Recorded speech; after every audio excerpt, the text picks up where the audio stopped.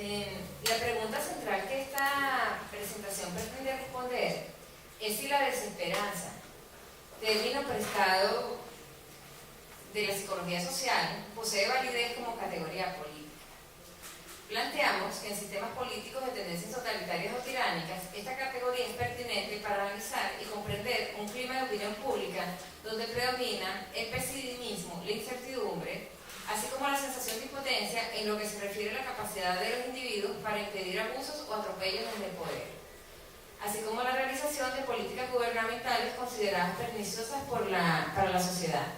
Se parte de la hipótesis de que en regímenes de tendencias totalitarias, la promoción de un clima de desesperanza forma parte de un andamiaje más amplio, de una faceta del totalitarismo, que es la construcción de una religión política en torno a la figura mesiánica, del líder, obviamente.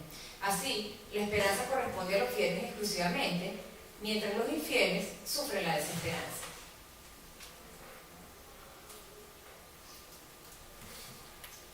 Ustedes recordarán esta caricatura de Raima, se publicó a principios de este año, ¿no? Esta caricatura dos mujeres ya con signos de madurez, ¿no? Conversan mientras hacen ejercicios en un parque. Entonces uno va a pensar que son dos personas de clase media, ¿no? Dice una: hoy amanecí enérgica, inspirada, activa, ilusionada. Y la otra le contesta: ese es el efecto Guaidó. Me parece que la caricatura reflejaba apropiadamente el clima de opinión dominante del país una vez que la figura de Juan Guaidó irrumpió en el escenario político. Devuélvela, por favor. Devuélvela. Al juramentarse como presidente interino el pasado mes de enero. Este aire de optimismo representó en su momento una diferencia notoria con lo que reflejaban las encuestas apenas unas semanas antes, es decir, a finales del año 2018. Pásenla, por favor. Como puede verse en esta lámina, esta es una encuesta de Megaanálisis que fue realizada durante el mes de noviembre de 2018 y publicada en diciembre del mismo año. Esta encuesta revelaba que, si bien 8 de cada 10 entrevistados deseaban que Maduro dejara el poder inmediatamente, este rechazo hacia el dictador no se traducía en un voto de confianza hacia la oposición agrupada en la MUD, llamada ahora Frente Amplio, cuyos diputados dominan la Asamblea Nacional, que, como se sabe, hasta ahora es el único poder que goza de legitimidad y reconocimiento mayoritario en la escena internacional. Pásala, por favor. Vemos que la misma proporción de 8 de cada 10 personas entrevistadas respondieron que no confiaban en la Asamblea Nacional. Ahí está. Y pasa la otra, por favor. Adicionalmente, esa misma proporción, 8 de 10 personas, consideran que los diputados que la conforman aparentaban ser de oposición cuando en realidad trabajaban para mantener a Maduro en el poder. Esta disposición negativa no se queda en los límites de la arena política, sino que trasciende al ámbito de lo personal, de la experiencia vivida cotidianamente. De esta forma, la inmensa mayoría de los entrevistados, como pueden verse allí, declaró que las navidades del año 2018, es decir, las últimas que hemos pasado, serían las más tristes que habrían de vivir en su vida. Lamentablemente, el estado de ánimo reflejado en la mencionada encuesta no es de reciente aparición, sino que puede rastrearse al menos hasta el año 2015. Pásenme, por favor. No sé si se ve bien allí, ¿no? Este es un cuadro de la encuesta en COVID del año 2015, conducida por la Universidad Católica Andrés Bello, la Universidad Central de Venezuela y la Universidad Simón Bolívar, lo cual recogió que para ese momento la tercera parte de los entrevistados manifestó sentir angustia muchas veces o todo el tiempo ante la situación que se vive en el país. Asimismo, Ya para aquel entonces, una cuarta parte de los entrevistados respondió sentir tristeza todo el tiempo, o muchas veces, por la situación del país. Esto nos lleva a proponer que la desesperanza, que es primariamente una sensación que entendemos como personal y hasta íntima, pasa a ser una experiencia colectiva que afecta al mundo de lo político. El empeño del régimen en mantener el status quo, consolidando la opinión pública dominante, lleva a plantear la hipótesis de considerar la desesperanza como una variable de naturaleza política que funciona para explicar el socialismo del siglo XXI como un movimiento de tendencia totalitaria que muestra en este caso su faceta de construcción de una religión política en torno a la figura sacralizada del líder visionario.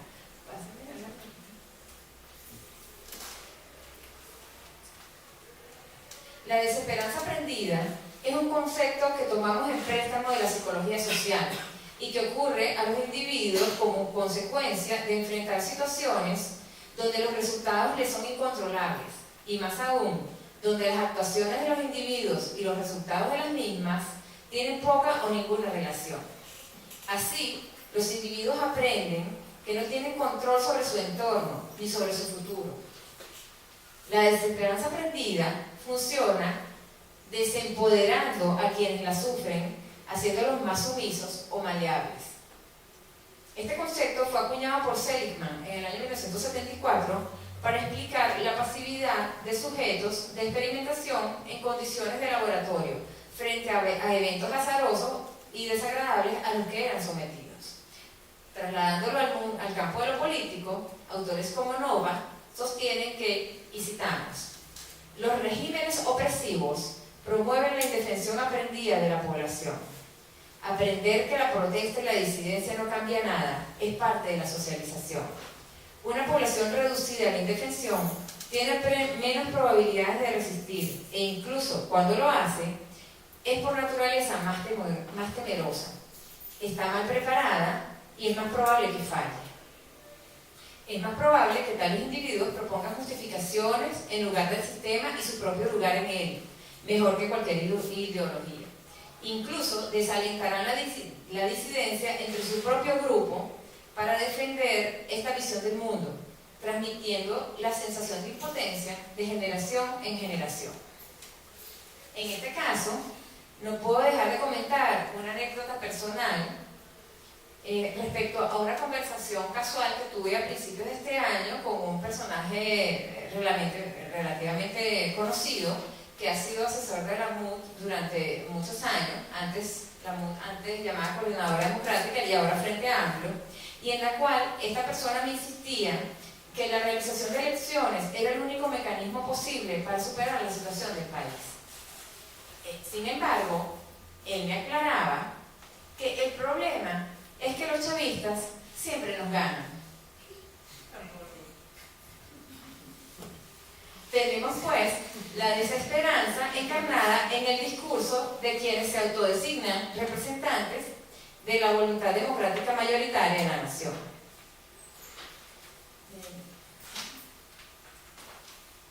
No se ve, ahí hay una torta, dice... Ok. Ahora bien, en cuanto a la relación entre desesperanza, religión política y totalitarismo, la misma surge a partir de la ideología redentorista que suele ser una constante en los totalitarismos.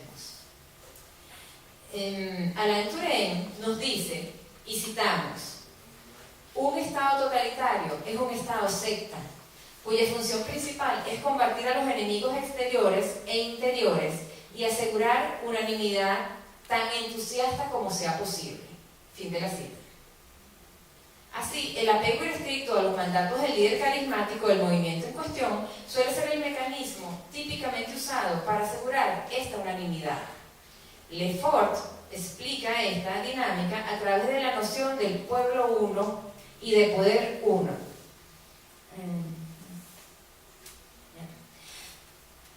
De la noción de poder uno y pueblo uno, gracias a las cuales el líder se convierte en encarnación de la voluntad del pueblo y más allá, en la encarnación del pueblo mismo.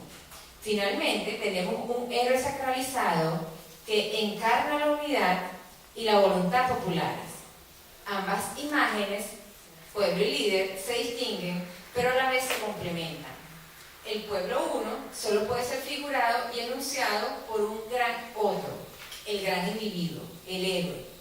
Esta figura última del poder se separa del conjunto social, domina la totalidad desde arriba y se confunde con el pueblo uno al tiempo que es su cabeza.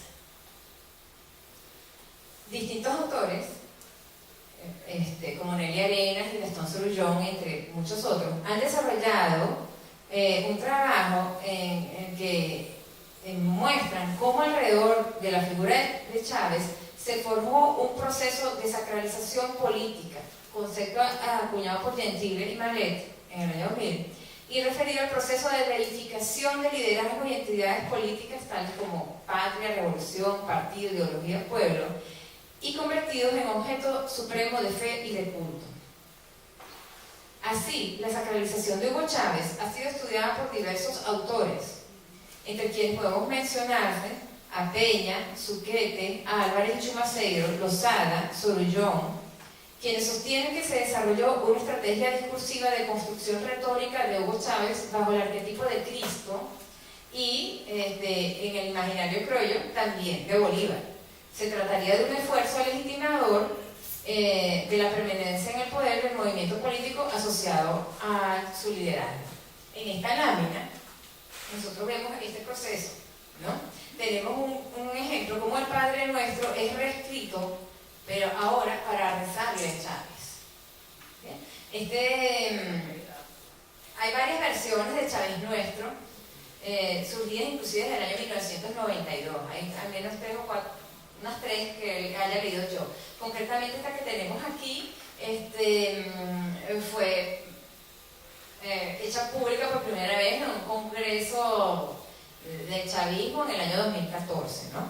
Junto con eso tenemos el símbolo de su campaña en el año 2012, ¿no? El corazón del pueblo. Todos los cristianos conocemos lo que significa el corazón, vamos a decir, en el imaginario occidental, el corazón de Jesús, ¿no? El Sagrado Corazón. Ahora bien, dentro de la narrativa mítica del héroe divinizado, tal como explica magistralmente Joseph Campbell en El héroe de las mil caras, psicoanálisis del mito, los dones del amor y la esperanza solamente están disponibles para la grey que rinde culto a la deidad en cuestión. Para los infieles, los herejes, los incrédulos, los impíos, en fin, para los irreligiosos, solamente existe la condenación eterna y la desolación de la desesperanza. Simbólicamente, es el castigo más justo al alma del mortal que se rehúsa a reconocer el poder trascendente del líder o de ver en él y en su movimiento político una promesa de redención personal. Pasen, por favor.